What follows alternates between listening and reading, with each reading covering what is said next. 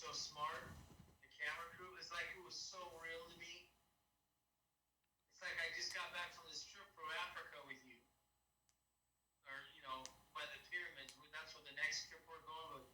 But we were somewhere in Oregon or Washington. And you had all this stuff. We were backpacking, and it was really cool that you could have this stuff. And you were talking to the Bigfoots. Huh. You were taking this digital sound waves that you were getting, and you'd put them all together on another track.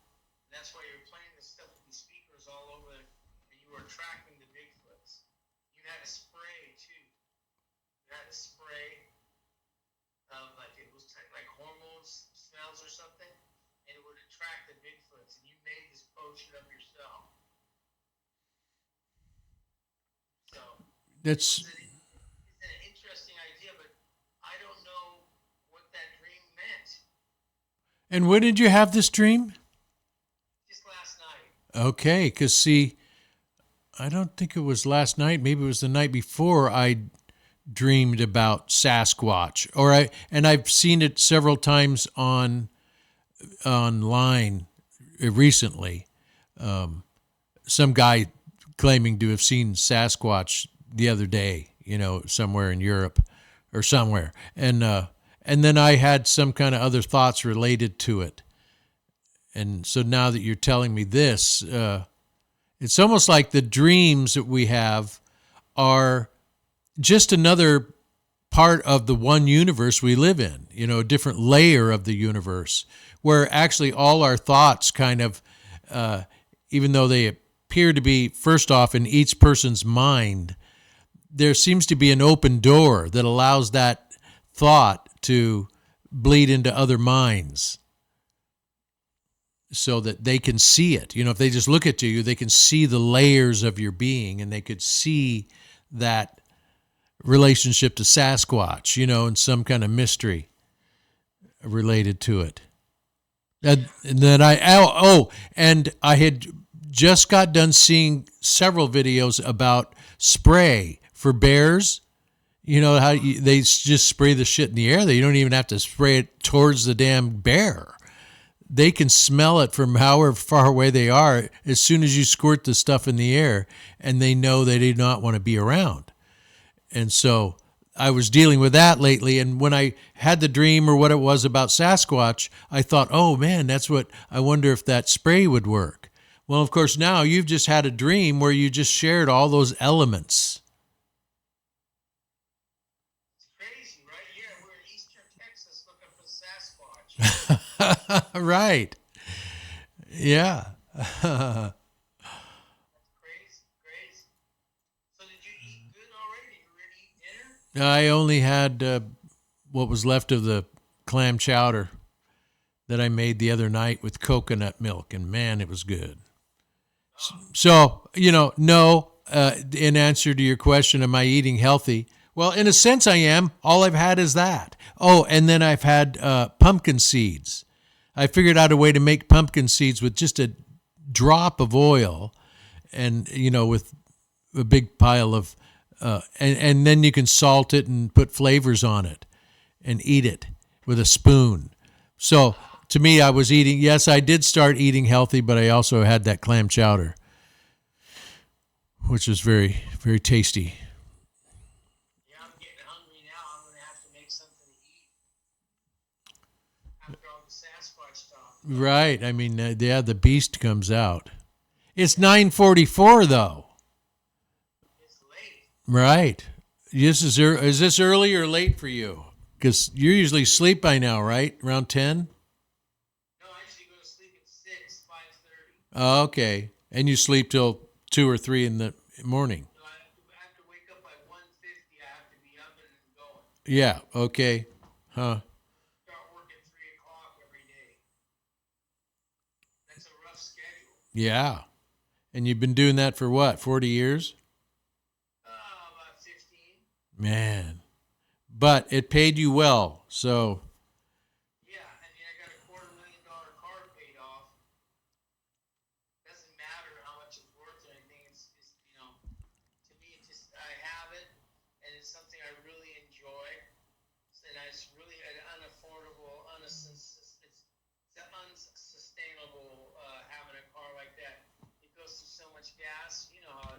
Yeah. but it's something I really enjoy. Yeah. So I wouldn't have anything else different, even though people say, get rid of that thing. What do you need? A 200-mile-an-hour car. I says, it's something I want. I dreamed about since I was a child. Right. And, it's just my thing. Well, hell, I'm going to call you tomorrow then. Okay. Something to eat. I appreciate the time. Happy New Year's. Let's hope that this is going to be a good year for all of us. Yeah. Here's to you, better understanding Susie. Jeez. And maybe you could figure it and write the definitive answer. It's like she's got dementia, right? And you're identifying the trigger things. Sis, black. Right. Yeah, exactly. And now you're getting ready to document this, and you're going to have a book, a bestseller. And it's like, this is a disease she has, and you're just on the cutting edge of finding out how to adapt. And the evolution of this thing over the last 12 years, she's getting ruder. She doesn't realize she's doing this and hurting you. And, now you figured it out, and you're going to open up and enlighten others. Yeah, very interesting that you say that. And, I wanted to ask you what I've noticed about your dad, and I wanted to see if this was true, that virtually every response he makes is some kind of an avoidance or some kind of implication of something not good. Those two things that you showed me or sent me. When you say, "Where are you, Daddy? Where are you at?" And he goes, "Yes, sheep, to the slaughter or something." He's in Germany, and he's with the sheep herder, and they're getting ready to slaughter them and clean them up to sell the meat. Yeah. Yeah, where you at, Mom? You're with a bunch of sheep, so he's all the way back when he was 5 years old in Germany. Huh. So he doesn't even know where he is. He can't walk. He has no muscle control. He's just pooping and shitting himself. He can't think. Like you see him trying to fake eat. Like he's hallucinating that he's over here with the sheep, and he's hallucinating. Remember, he's trying to eat, right? Like he's eating something, and there's nothing there. He's hungry. He's hallucinating that he's eating something. Okay. Well, good. Thank you for making sense out of that for me. Yeah, so he's hallucinating. What was the one prior to that? The girl, your sister, was asking him something, and what was that one? That was the one where he's already in the hospital. So I sent you in reverse. I sent you the first video when they fell him, and he fell down, and they found him, and he tore apart the room. He goes and advanced to the nightstand and everything, and all the shit's all thrown all over the floor because he's really having it when he fell down. He's really having a problem, and then that's where she found him on the floor. He talks about the sheep. And then the other one is later on. He's in the hospital at Kaiser, and my sister says, "Quatch, quatch, quatch, quatch," and all this stuff. And then she says, "Can you say hi to everybody? How about Gretchen? Nothing. Eric? Nothing. Elvis? Call me a fucking son of a bitch." Huh. It made me cry. Real. Oh, well, sheesh. I'm sorry. The way it is, he doesn't like him. And I would like to tell my sister that I hope we get a chance to go in there before he dies, even though he doesn't know. At least so I can apologize for being such a bad kid. And it's made it so that like you. And this is what made me think about you was because you have your kids, and they left you for dead. And that's kind of mean. I've abandoned my dad too, because he's so mean. Yeah, but I wasn't even mean to my kids. Did you help this other guy so he killed himself or something? Well, no, I didn't help him to kill himself. I was trying to talk him out of killing himself. And it was the guy that lived at my house that sold him the gun behind my back. And I didn't even know about it until my daughter sent a video of her shooting a video of the boy and one of the guys at the house where Melanie was living, and he had pulled out a gun to say, "Get the fuck away from me," and that guy was Rick, my ex's boyfriend.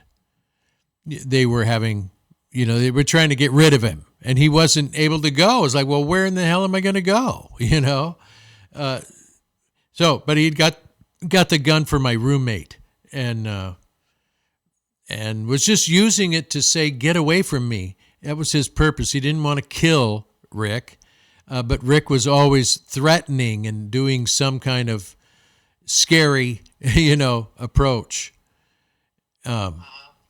So, okay, but how did we get into that? For your dad having a bad opinion of when he heard your name. Yeah, right. So they reacted. He made an expression, his eyes open, even though he can't see, and he was calling me in German, "That fucking son of a bitch."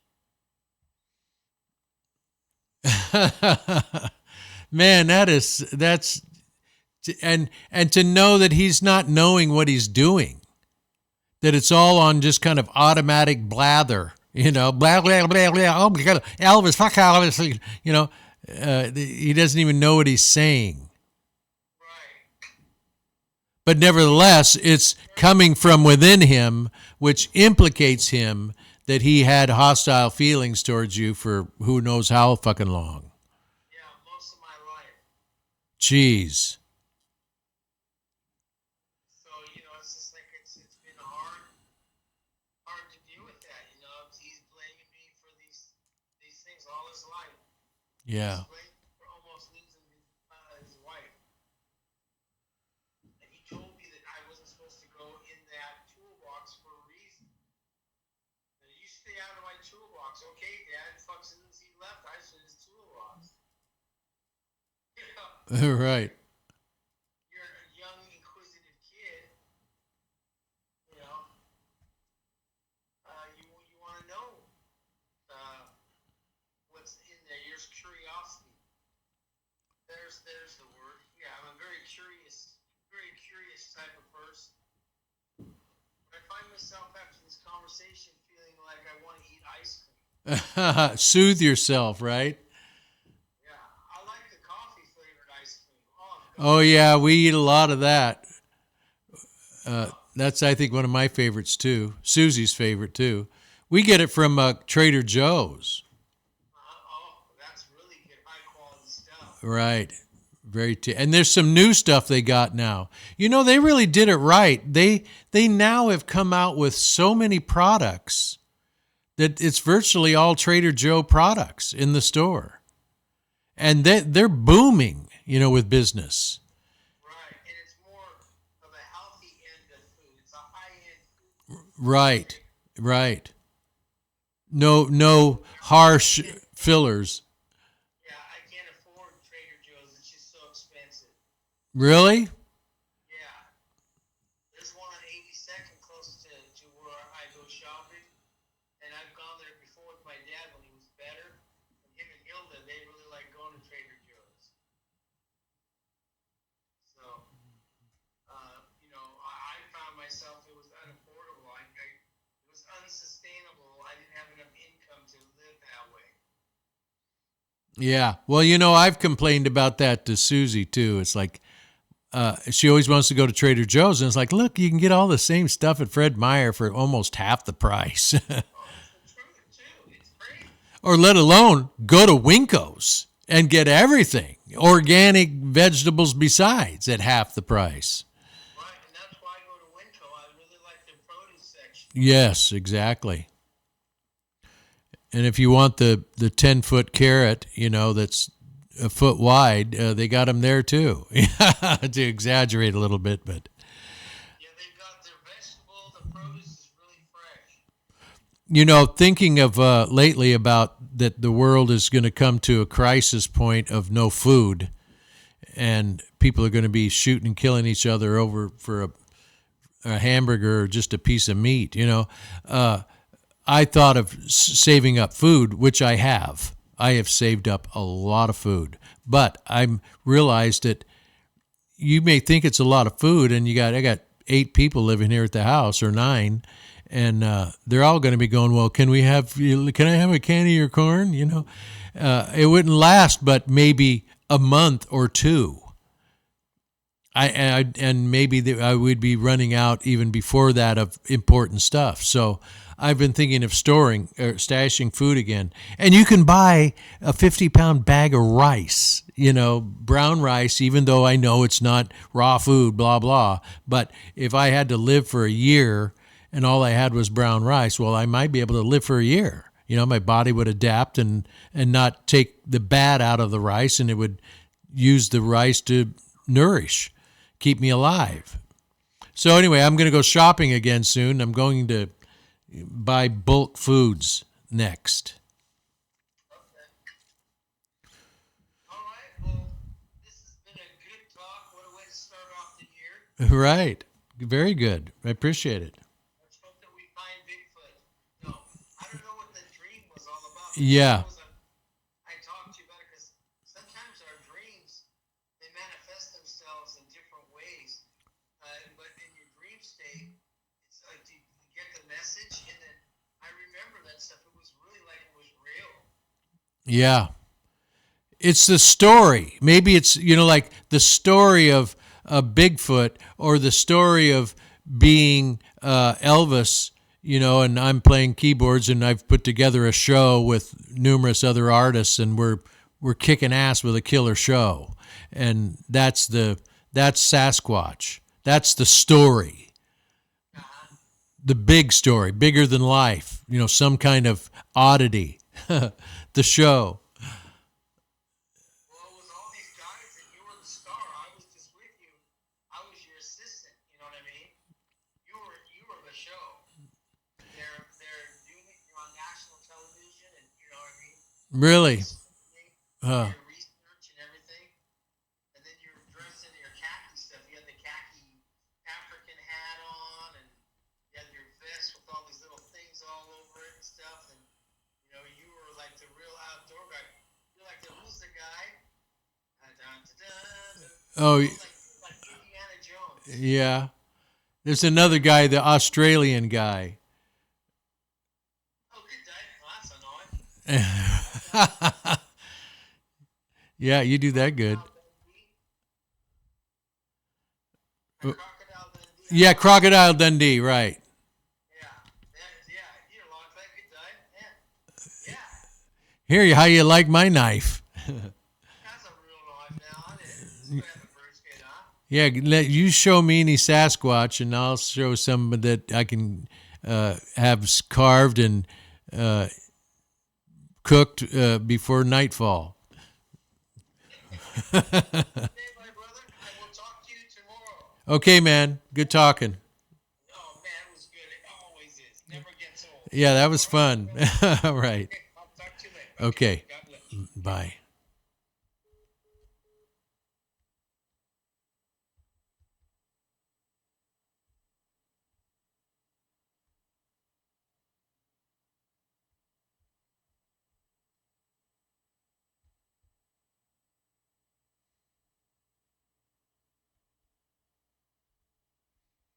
Why does that happen? Okay, well, hopefully my mic was working. It was working, and we're still recording. I want to research some of this stuff that came up about empaths. That seemed pretty relevant to me. Empaths. Empaths.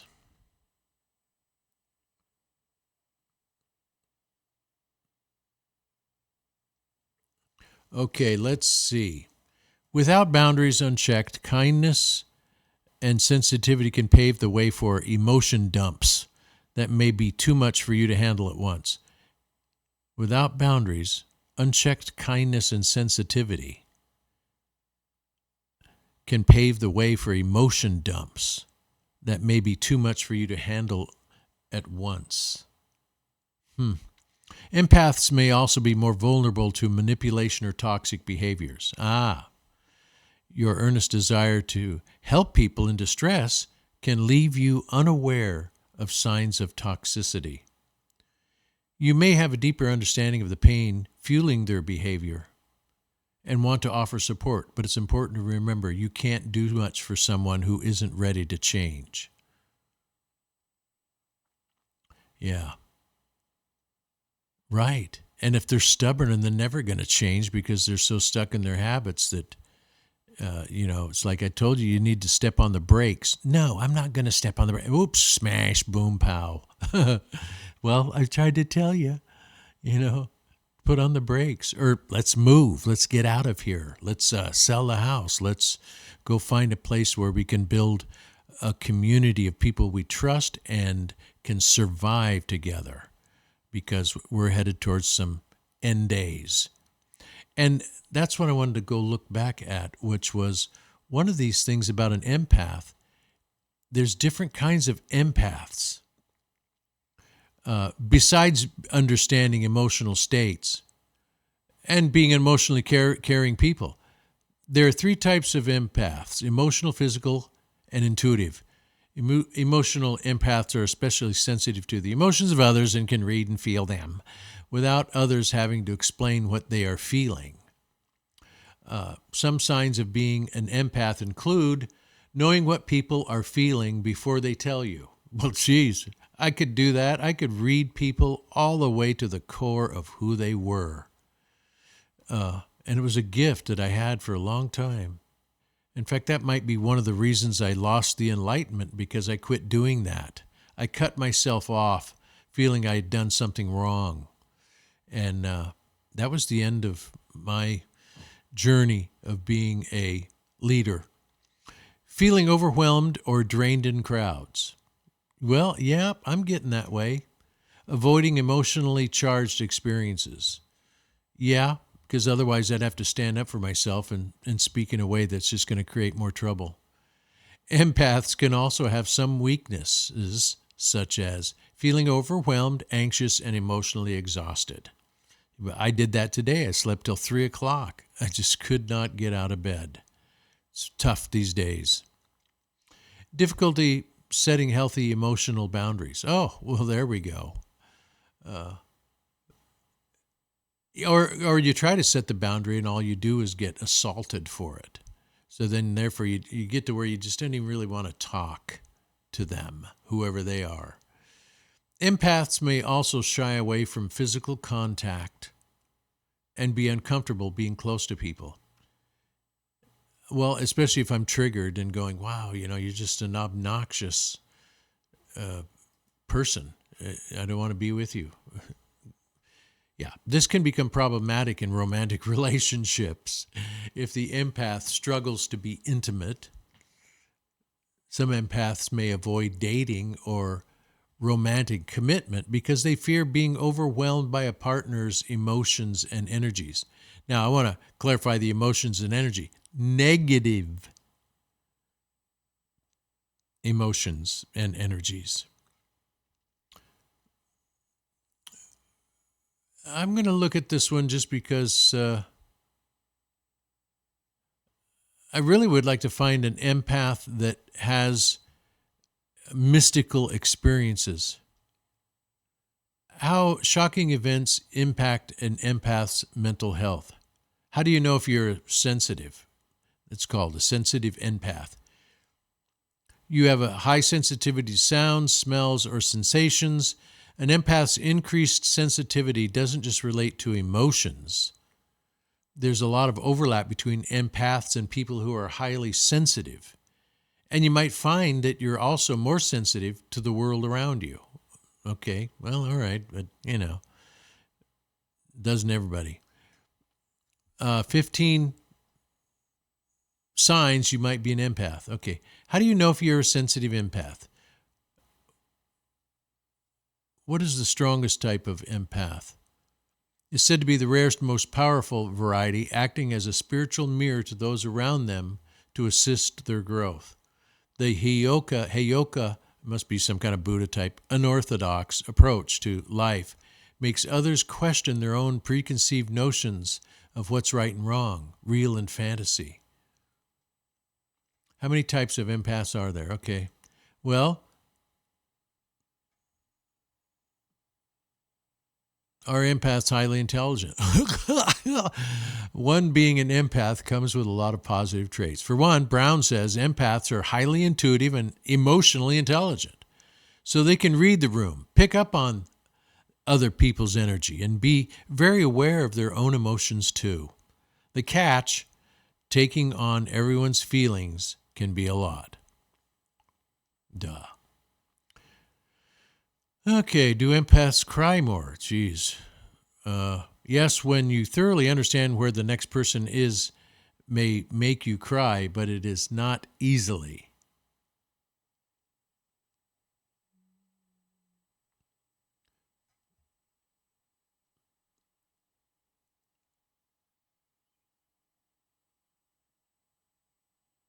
Do empaths get angry? Let's look at that, because I can certainly get angry, even enraged with other people, and you do not always need to push yourself immediately into understanding or forgiveness. That's right.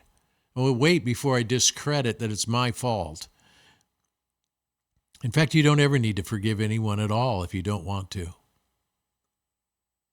Okay, I can dig it. When empaths get hungry, okay, or angry, what is the best partner for an empath? Oh, God. There isn't one. Intellectuals can make partners for certain empaths because their sense of logic complements and grounds an empath's emotional intensity. Tips to help an empath communicate with an intellectual. Ask for help. Intellectuals love to solve problems. Who makes the ideal match for empaths? Okay, well, probably an intellectual with no emotional problems. What do empaths fear the most? Fearing intimacy and getting closer. Well, okay, really? Many empaths like to have plenty of space, energetic, emotional, and physical. Well, I'm better all by myself.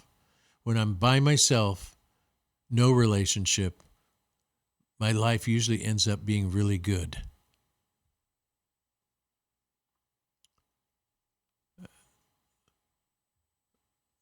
Do empaths make good lovers? Well, not if you're not happy with them.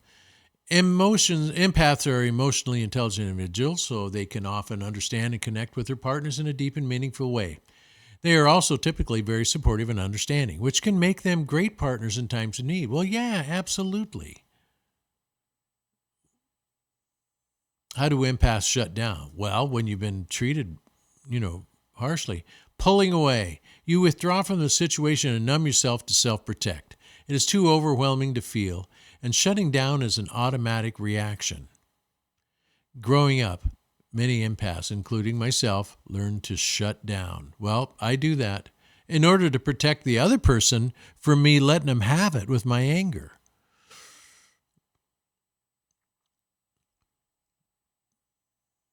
Do empaths have hard lives? Well, it'd be good to see what the opinion is.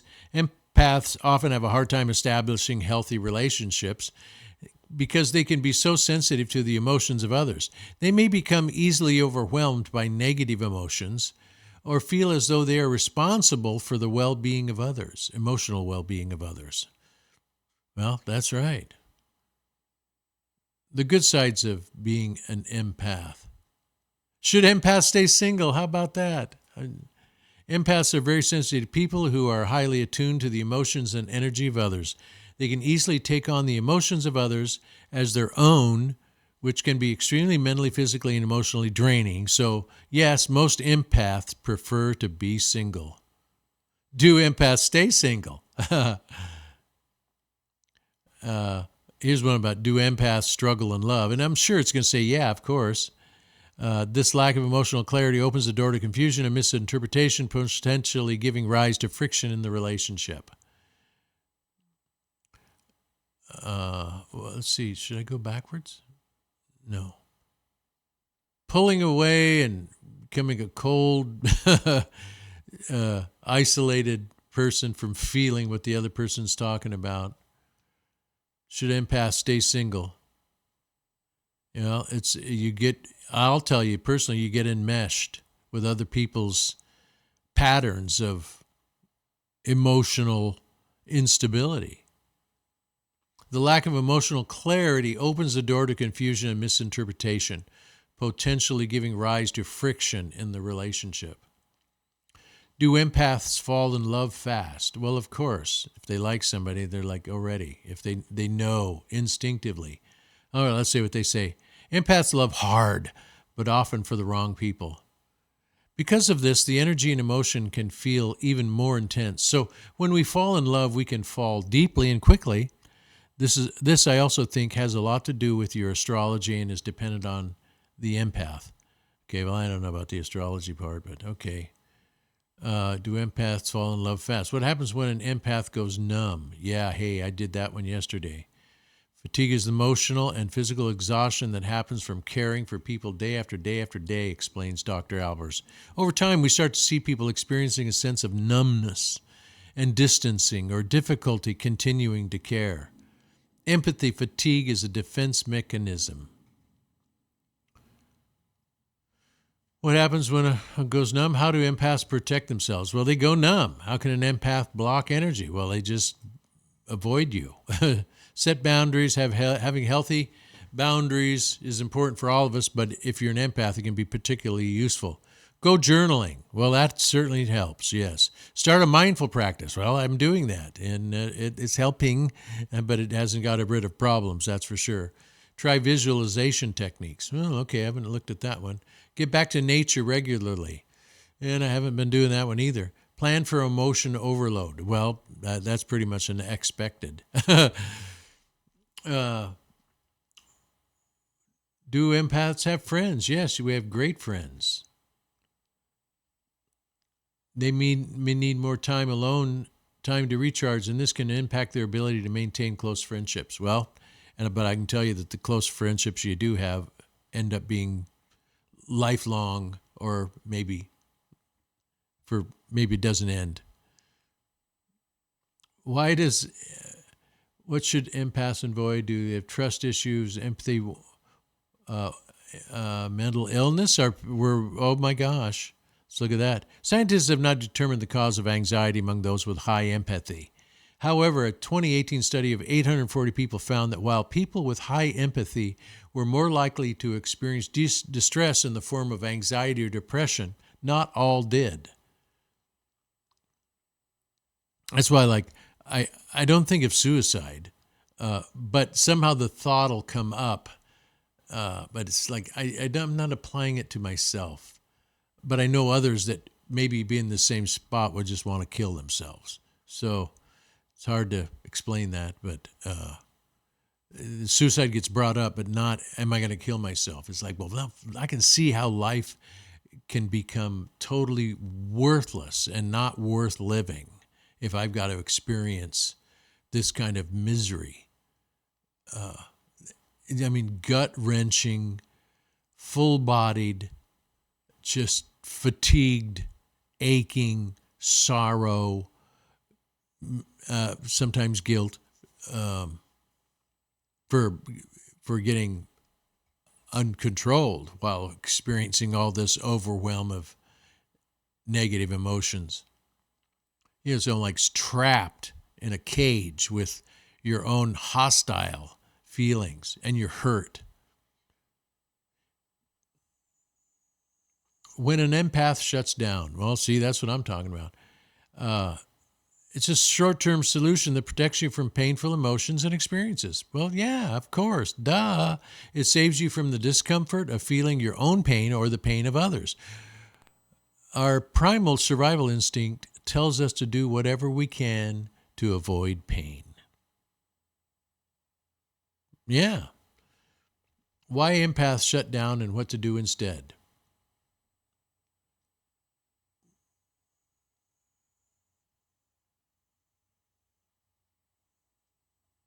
What is the Heyoka empath? Let's look at that. It's the second time that's come up, this Heyoka. Heyoka. Heyoka empaths are believed to be individuals who have the ability to perceive the world differently and often act in ways that are opposite to societal norms. They are considered to be sacred clowns and are believed to bring about growth and healing through their unconventional behavior. Well, I certainly had that. I wasn't a clown, though, was I? Well, I am the clown, but when I was enlightened, I was just radiating gratitude and positive, deep thinking. Could always read people at the bottom level of their consciousness. What is a Heyoka empath, and what are the signs of meeting one? Well, I don't.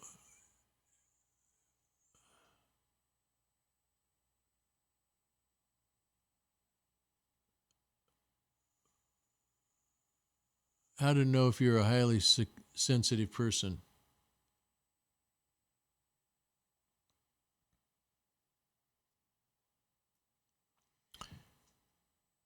You know, if they're saying an empath is normally reclusive, subdued, I certainly, when I'm in my happiest, I'm not that way. But if I'm around people that are a pain in the ass, or, like a bitching female, I tend to just pull away, because otherwise I would just be brutal. No, and I wouldn't be just brutal until after they continue their acts of denial of their own behavior and keep throwing it in my face with accusation or whatever resistance they're giving, until you finally just want to go, shut your mouth, just shut up.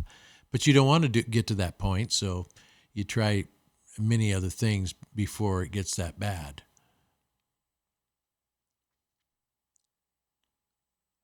Well, what's an HSP?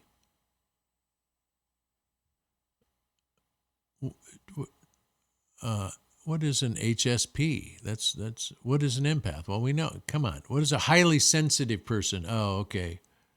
They're really kind, caring, compassionate, empathic, and genuine people who want to help others in the world. High sensitivity is an innate trait you can't develop or change. About 70% HSPs are introverts, and 30% are extroverts, according to Bjayland. About 1/5 of people are HSPs, according to research. In that research, brain imaging scans showed that those who scored higher on an HSP scale showed stronger activation of brain regions in awareness, empathy, and responsiveness. So you can actually look at a person's brain MRI and see that they're more sensitive or what have you. But how could you say that just laying in the dang cave? You're not thinking of anything, so to speak. It'd be hard to get readings unless you go, okay, I want you to imagine you're approaching someone who is arrogant and deceptive and about their self-projection. Well, then, you could read my brain and go, avoidance.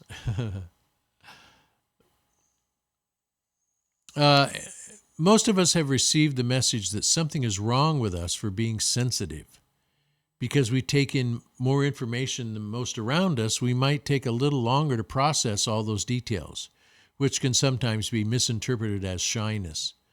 Well, and my problem is when I get overwhelmed, it may take me all day and into the next day before I'm able to even come out of my shell. And I think that's what happens with my girlfriend is she realizes, yikes, he's shut down.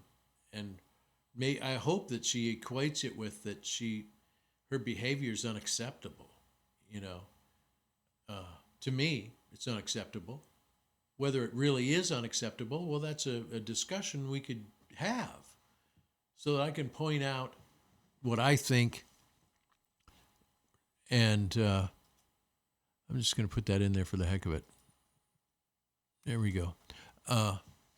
Yeah, let's blame me for being sensitive and then something's wrong with me because I went into self-protect mode.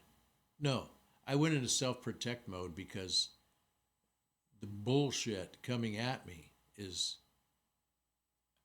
invoking me to want to speak up for myself.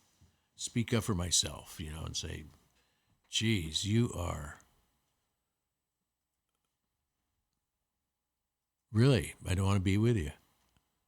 But I just need time to rescue myself from that. Instagram, okay. Let's go Instagram. Let's go Portland Goes Hollywood. What the heck? Or the Mystic Ranger. Oh, we'll do the Mystic Ranger. Okay. Log in. Okay, it's logging in. I like my new sharing mechanism.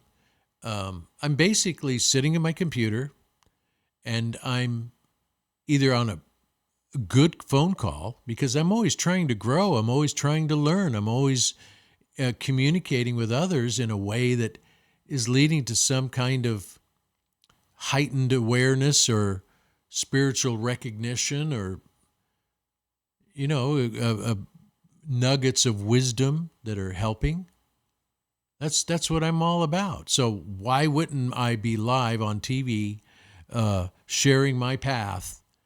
And my path is so sewed up and busy. Almost I could sit down at the computer at any time and anything I'm doing is going to be a shareable experience, especially educative. Like everything I just got done learning about a sensitive, which obviously I am one. And it's like, wow, okay. And they didn't say it, but I'm thinking, well, that's special.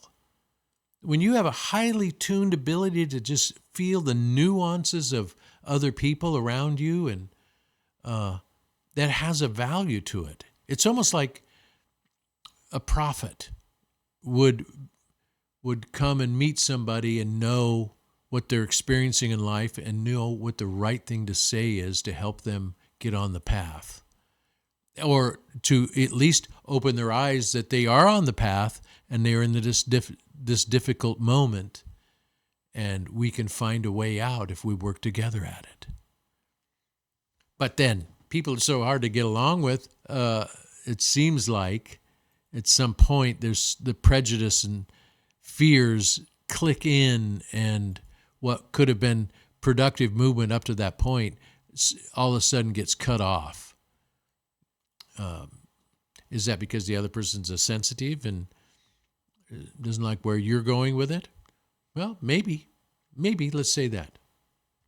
Because I certainly can understand if it's reversed.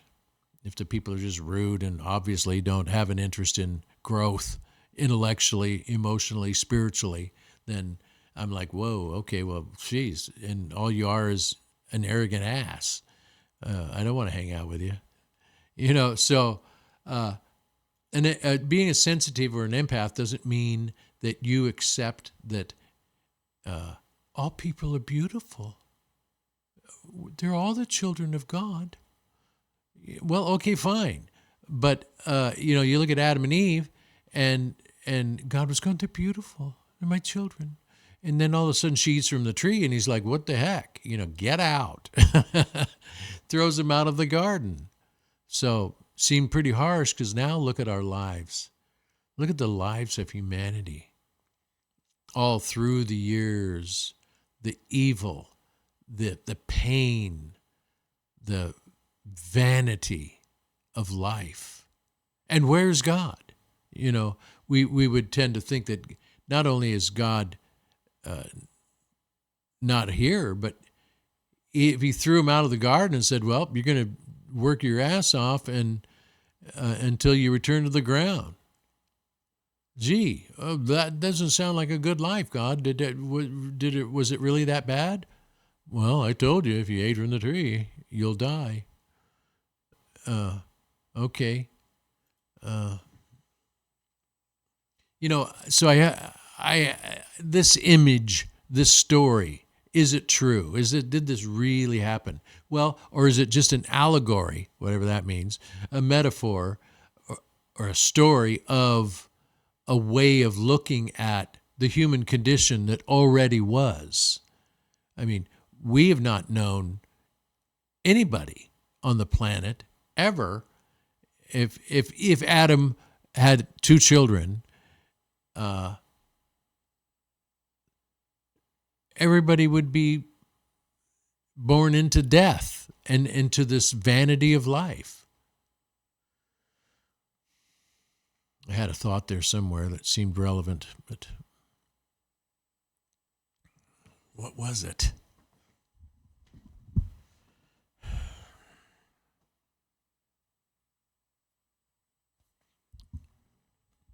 I gotta put some music on while I'm at it. Why not? Why not? That was a pretty good fun thing, though, with the empath and the sensitives.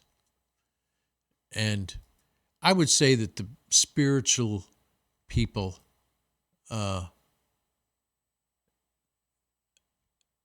goes with that sensitive. Maybe not, though. Maybe not. I should have asked that question. But I think a person can be an empath and a sensitive and not be a religious person. So that's you can be that. In fact, you might end up being an artist or a painter or some other kind of art form, musician, etc. I mean, for me, that's where I came in. I got the music, and I ended up being in a lot of theater shows, so that's my life. Let's look up meditation, music, copyright. Boom. So we can at least get some music going on. And let's do it at the 430 hertz. Let's put it, that's worthy. Okay, well, Hi, Frank George here. This is the EMS foot massager. EMS is electrical muscle stimulation.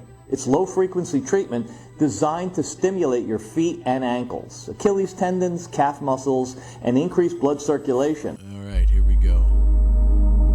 Boom. We'll just put that there for now. I don't want it there.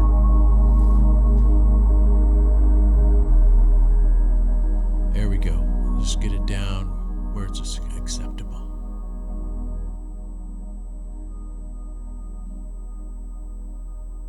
Now back to what we were doing, talking. Oh my gosh, here was what I wanted to find. The effects of childhood abandonment in adulthood. Well, this is me, my early life was orphanages and foster homes, and then I got adopted. 5 years old, I think, or 4 years old, but turned 5 soon or something. And I've had trouble in relationships my entire life. My family life at that time it was good for a few years, and then it went bad. Something went wrong. I'm not going to blame Mom, but she had some troubles, health problems, and then we had Dad, who was a strong-willed person, good man. Well, maybe not. Who knows? Jeez. Maybe that was what Mom was mad about. I don't know. But they took it out on me. And then I ended up being in jail, and because I ran away from home and many times. Went through some heavy-duty struggles, and then at some time, I pulled it together through the search, for understanding. And my life turned good. And I made up with my adoptive family and had a great relationship until they both died.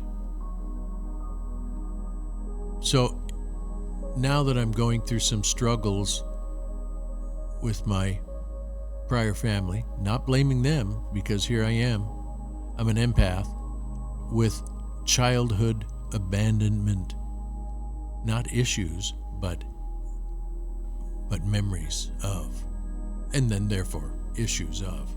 So let's take a look at it. Let me blow it up so you can see it a little bit better. We'll read it together. Let's start up here. Although there are laws to combat it, childhood abandonment still, unfortunately, happens every day. Childhood abandonment could include instances in which a parent physically abandons or gives up their child, as well as when the child is made to feel abandoned in other ways, such as through loss or neglect. Jeez. Abandonment not only affects a child's development, but it also has long-term consequences that last well into adulthood. If you're experiencing the effects of being abandoned as a child, there is hope of recovery. Here's how childhood abandonment could impact you as an adult, and how you can seek support if you need it. Well, okay, I'm right there. What is childhood abandonment? Childhood abandonment is when a parent or caregiver does not provide a child with an environment that offers safety or adequate access to basic needs, care, attention, and support. Attention and support. Care, attention, and support. Not just food and a place to go to the bathroom and a clean diaper. And childhood abandonment can happen intentionally or unintentionally. As shocking as it might seem, child maltreatment and neglect is pretty common. In the United States, roughly 1 in 7 children have experienced abuse or abandonment. Well, I'm not alone then. And while many laws have been enacted in the last several decades to combat it, a history of childhood abandonment has existed for thousands of years. The lingering effects of this type of childhood traumatic experience can be seen and felt into adulthood. Well, okay. All they're doing is confirming what I know then already. Childhood abandonment can happen in many ways, including physical abandonment, emotional neglect, and unintentional abandonment due to sickness or death. One of these caught my attention, including physical abandonment, emotional neglect,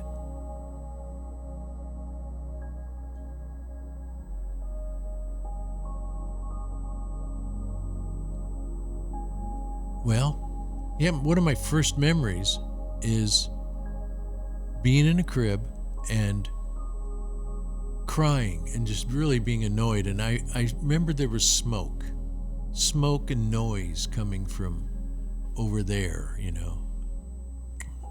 And I remember crying. I can't even take it. That was one memory. I have memories before then, and then what happened is a woman comes in wearing a white hat, with the wings on it, like what would be a cafe waitress.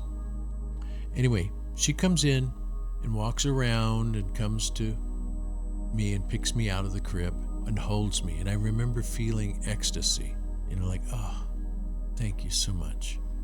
Even though I wasn't thinking thank you, I just felt that gratitude.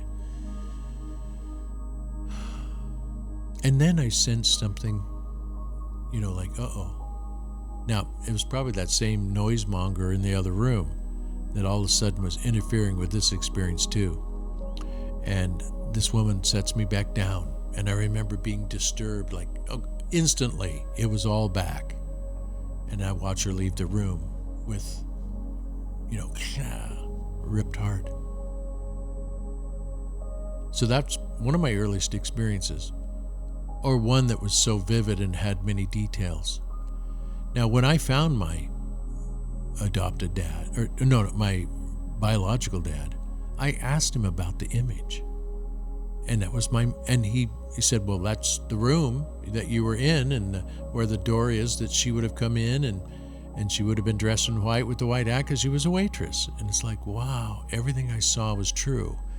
Then I remember being in the car and the sound of broken glass and mayhem. He's like, he threw me in the car to chase after her, and I don't think I was in a crib or in a seatbelt or anything, because I remember broken glass, and he got in a wreck, and I didn't know that, until he told me what had happened. So I was 1 year old at that time, and I was in the crib. Okay. So my parent was abandoning me there. And then I remember the full abandonment too, onto the street. And then being picked up by the police and taken to an orphanage. No. It's interesting. At some point I lived with some old people, which were the grandparents. I wish I had more knowledge of the story. It's not possible now. They're all dead that would have known. Emotional neglect is a lack of attention or awareness of a child's emotional and developmental needs. This might involve a parent or guardian actively ignoring a child's need for love, support, or attention. Signs of emotional neglect might include difficulty expressing or managing emotions. Well, I'm having it right now. Social withdrawal. Kind of didn't really want to see anybody or talk to anybody. Difficulty making or sustaining relationships. Well, I just need to be cut off from my relationship right now. Anxiety, depression, got it. Both.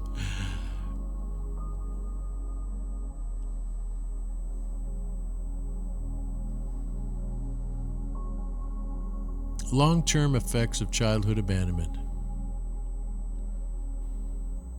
don't go away when the child gets older. Many adults who were abandoned as children continue to experience the harmful consequences.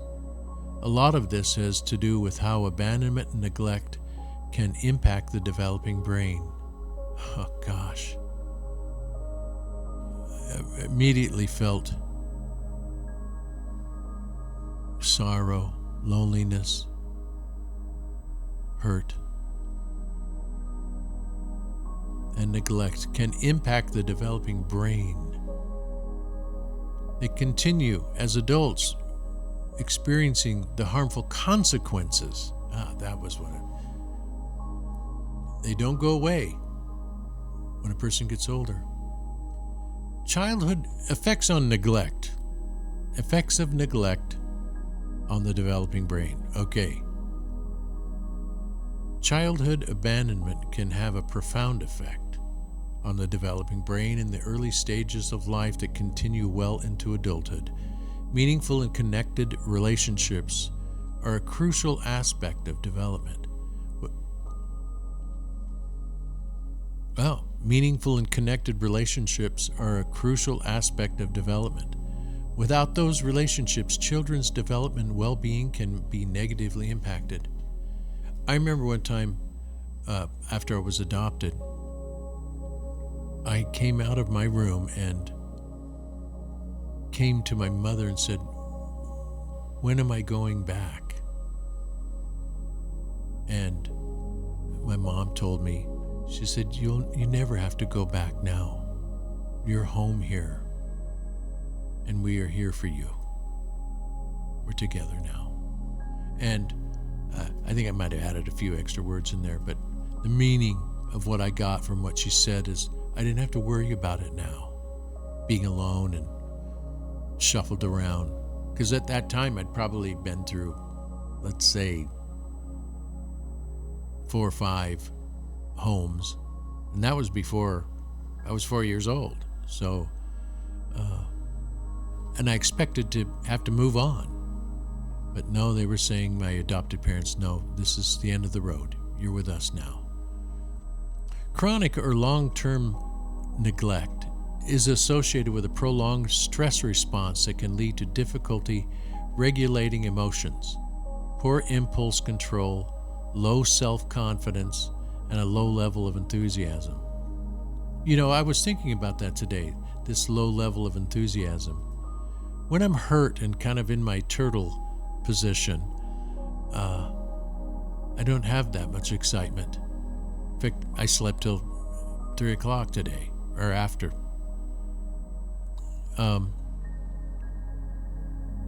But when I'm feeling healthy and happy, man, I am totally enthusiastic. So effects on adult relationships. Here we go. Childhood abandonment can also greatly impact our relationships later in life. Research in attachment theory suggests that our early relationships and emotional bonding can influence the way we form relationships or not throughout life. Without safe and dependable relationships, a child may develop an insecure attachment style and struggle to have healthy, meaningful relationships in adulthood. An insecure attachment style as an adult might show up as a fear of abandonment. In relationships, a fear of abandonment might look like fast, intense attachment to a partner or intense feelings of anxiety when away from one's partner. Well, boy, I have that. My marriage,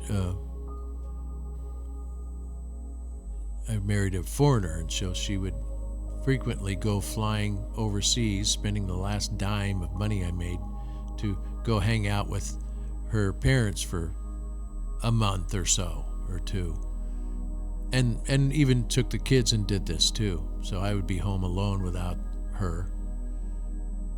Actually, I think I did okay, because I still remembered that being alone at that time was a chance to be with myself. But I can't guarantee that that was what happened, because I certainly did get that anxiety response. In fact, when my wife and I had separated for a year, a little over a year, man, that was tough. I was very angry, enraged, trying to go to sleep every night. Felt unjustly treated, because I had done what she'd asked me to do, which was a very difficult thing, and I succeeded at it, and she became a raving lunatic. Effects on self-esteem. Okay, take that then. Self-esteem is another cognitive concept that develops. Self-esteem is another cognitive concept. Self-esteem. And it's shaped in the early stages of life. Developing a healthy sense of self-esteem can be attributed to attentive, responsive caregivers who help validate a child's sense of self. Caregivers, attentive or not, shape the way a child comes to see themselves. Without attentive, responsive caregivers, children might develop strong feelings of self-doubt, low self-confidence, and self-worth. When a child is abandoned, they may develop a core belief that they aren't lovable or worthy.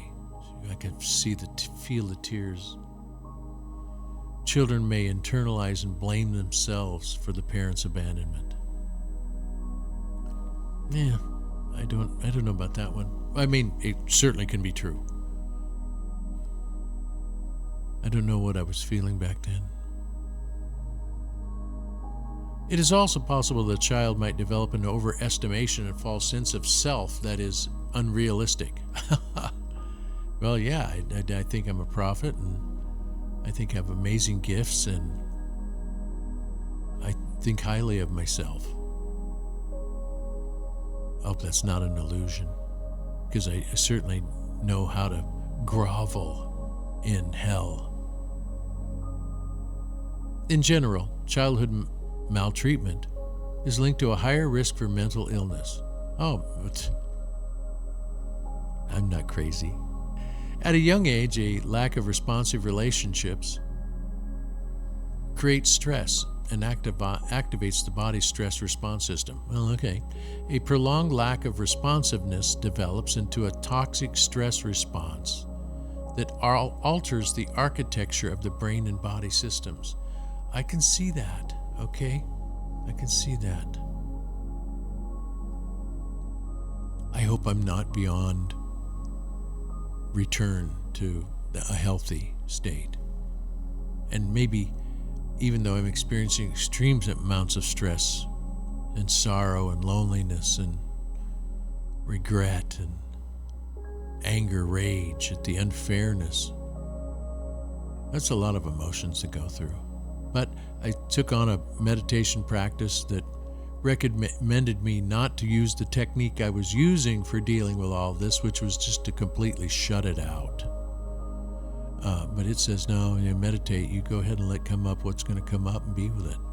Okay, fine, I did. And man, is the crap hitting the fan, or the heart, feeling the abandonment of a lifetime of one abandonment after another. You know, they say that it's possible. I lost the thought.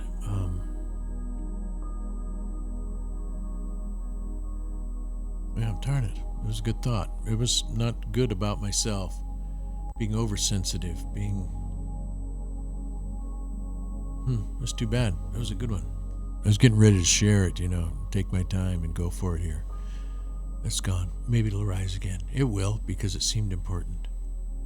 And studies show that BPD is associated with childhood abuse and neglect more often than any other mental health condition. What does BPD mean? Borderline personality disorder. A number of mental health conditions are thought to be associated with childhood abandonment. For example, in borderline personality disorder, BPD, a key feature is a fear of abandonment. Although many factors can lead to BPD, the intense fear of abandonment is rooted in some type of childhood trauma. Childhood abandonment isn't a singular cause of BPD, but it can contribute to its development. And studies show that BPD is associated with childhood abuse and neglect more often than any other mental health condition. Hard to know. I would venture to say I got bipolar personality disorder. Or, well, let's just say I do. Maybe it's not as bad, or maybe it's worse than I even think. I want to minimize it, but maybe it's worse than I imagine. Depression is one of the three different. Our mental health conditions believed to have connections to abandonment are health conditions. Our mental health conditions are related to our anxiety, codependency, and depression. Those are indications of mental health conditions that are involved with abandonment. Effects on behavior. Hope it's not getting too long for you. With the potential impacts on the developing brain, childhood abandonment can also affect behavior. One study found that childhood abandonment and trauma may contribute to violent offenses. Yeah, I can see that. Of course, a violent offense could be related to other changes that happen to the developing brain in abandonment. Hypersensitivity to criticism, increased mistrust, poor impulse control, and poor emotional regulation are factors that could compound to create an environment where a violent offense happens, all of which have been linked to childhood and abandonment. Yeah. Okay, well, let's get down to it and let's find out how sick I am. What are some of the signs that a person may have been impacted by abandonment as a child. They need constant reassurance they're loved and won't be abandoned. Well, I had that when I was little. Why I came out and said to my mom, hey, when am I going back? No, you're not going back now, you're staying. And she said I never brought it up again at that point, and that I felt at home. And I forgot the past until I think somebody at school said, well, you're an abandoned, or you're an adopted. And it's like, what the heck is that? And then my adopted parents had to tell me the whole story. And then memories came back to me, but until that, I think it was second grade when that happened. And I remember when they told me, it's like, wow, I had a whole bunch of questions, and my mom got mad at me for asking the questions. So, here's some of the other impacted signs. They reject people before being rejected themselves. Yikes. They have a pattern of volatile relationships or going from one relationship to another. They have a core belief that they are unlovable. They may engage in self-harm or have other mental health challenges. I don't know. I'm sure that I'm damaged. But I seem to have something going for me, some kind of smarts or something. And that might be an illusion too. They behave very needy in relationships or are overly dependent on relationships. I don't even understand that one. So they experience extreme jealousy in relationships. Well, I do notice that I experience jealousy, for sure. Now, I've had it happen lately, and doubts and begin to suspicion, and I realized what it was, and I kind of suppressed it, I guess. They are overly people-pleasing or forgo their own needs in order to please others. Well, gosh, yeah. I take abuse in order to not rock the boat. They have a hard time trusting others. Duh. Why would you? How could you trust? I mean, this is not, if it's like 1 in 7 kids are abandoned, and it's probably worse than that. They have an unhealthy sense of independence and have a difficult time asking for support. Okay. They lack boundaries in relationships. Okay, whatever that means. They have trouble communicating their own needs. Yeah, because a need might show up as something that they are not fulfilling for you. Hey, hun, I wish you showed me more acceptable, loving statements towards me rather than the continuous assault of what I'm doing wrong with you. They worry excessively or ruminate about loved ones leaving them, either intentionally or through death. To be clear, fear of abandonment can come from many root causes, of which childhood abandonment is only one. Many people have a fear of abandonment even if they weren't abandoned as children. So, wow, when a person has been abandoned, it's definitely affects you in a very profound and deep way. Childhood abandonment doesn't need to impact you this way forever. There is hope. Oh, and then you got an insurance company you call. Whole person care means that we see and honor who you are beyond the trauma you've been through. Okay, well, I'm liking that. Dr. Gregory Jantz. Pioneering whole person care over 30 years ago, Dr. Gregory Jantz is an innovator in the treatment of mental health. He is a best-selling author of over 45 books and a go-to media authority on behavioral health afflictions, appearing on CBS, ABC, NBC, Fox and CNN, Dr. Jans leads a team of world-class licensed and behavioral therapists, most likely saying that. Okay, I like him. I like him.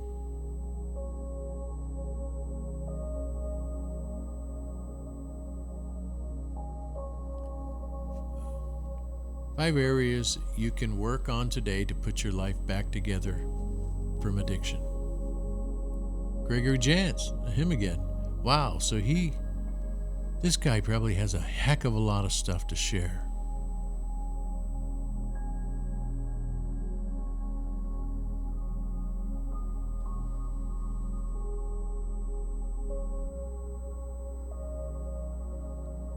How can you put your life back together after addiction? Healing happens when you reintegrate healthy connections with yourself and others. Once you admit you're broken, you must agree to look at reconnecting the pieces of your life that addiction has torn apart. Your relationships may be strained, estranged, or impossible to deal with. Okay, well, that was worthy. I'm going to just sign up for it, just to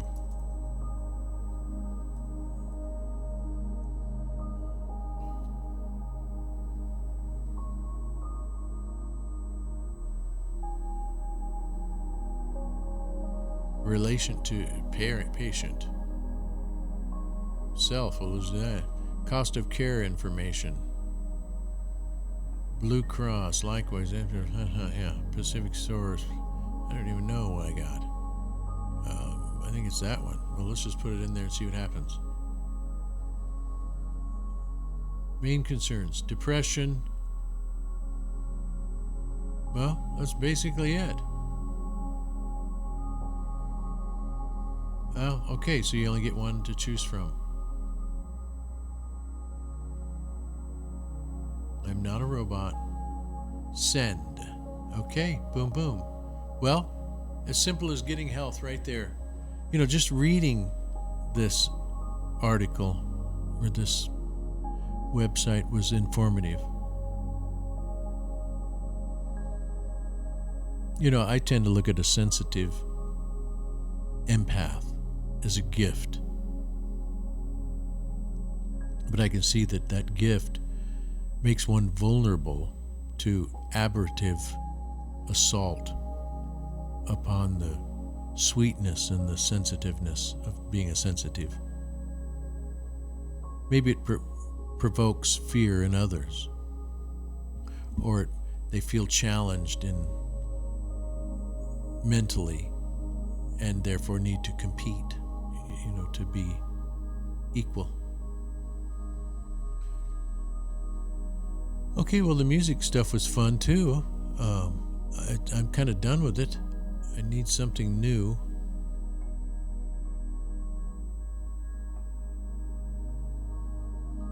Let's go to Frequency of God. A minor key.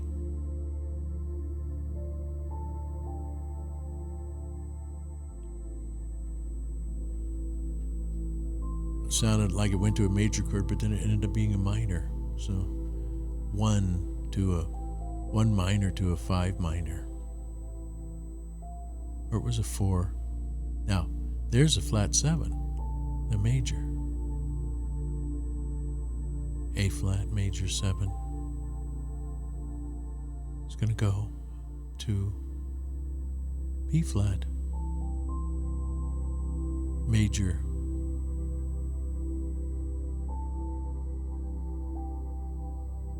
That's either going to go to the 1 minor, which it just did. A minor tends to be an emotional turning inward, and then to go to that major chord, there's like, finding my soul.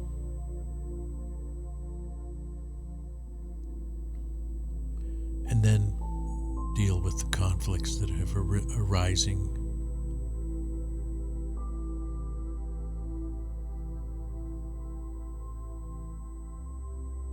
Well, let's hang out here for a while.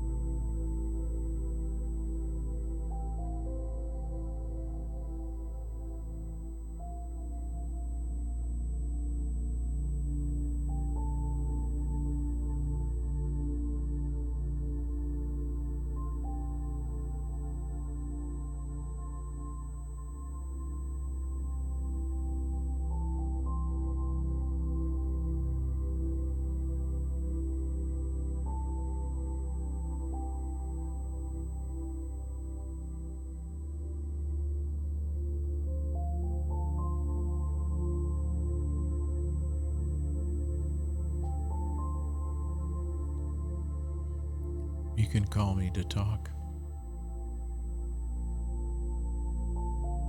If you use Facebook Messenger, you can talk with video. and share interesting backgrounds and images.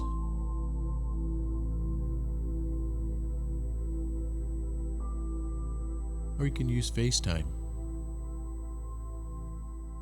My phone is an Apple, so it'll take your FaceTime phone calls.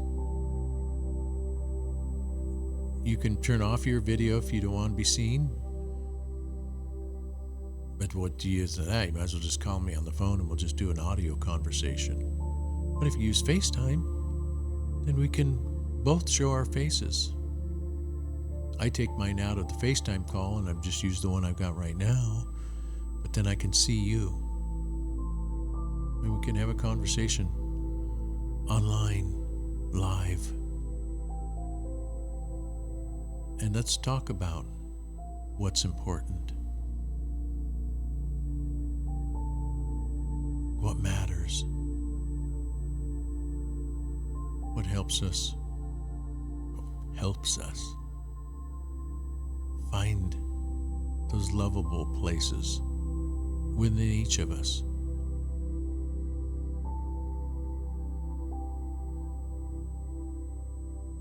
To find some tricks to achieve happiness, or insights, maybe is a better word, insights that help us on the path, that lead us to clarity, help us to understand our soul, our lives, what meaning, what are we here for? What can we do that we're here? What is there to do? Who am I? What are the qualities and gifts that I may bring?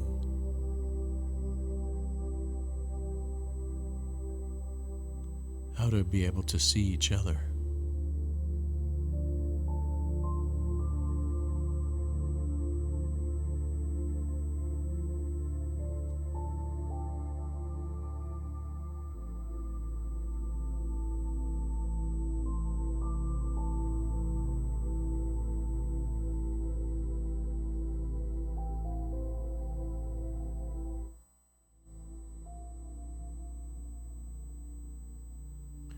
While I'm learning all this software and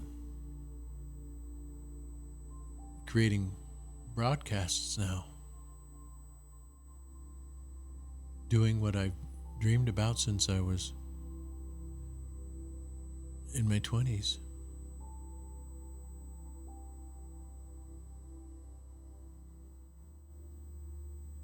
And I'm doing it now. Just created this show pretty much spontaneously. But in my vision of this whole thing about reality TV is that our daily lives could present us with world-shaking, soul-wrenching, soul-edifying programming.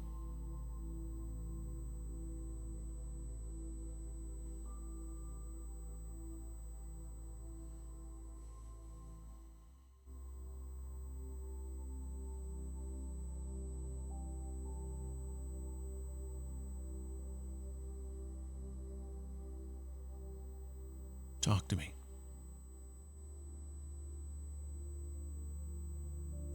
I guess you don't have a place to write.